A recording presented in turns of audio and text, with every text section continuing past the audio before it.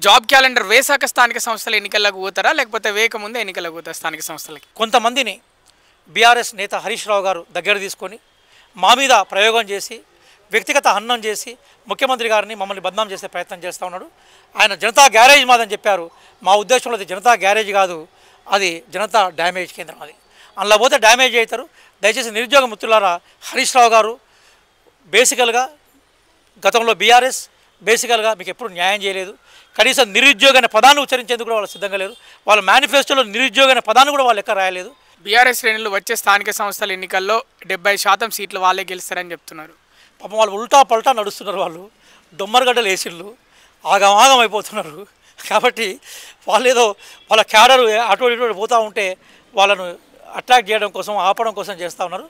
పాపం వాళ్ళు ఏమున్నా కూడా దింపుడు గల్లం ఆశ, మనం దింపుడు గల్లం ఆశ ఉంటాం కదా చివరి వల్ల. కాబట్టి నిజంగా వాళ్ళకి అంత సత్తా ఉంటే మనం ఎమ్మెల్యే సెలక్షన్లో పోటీ చేసేవాళ్ళు.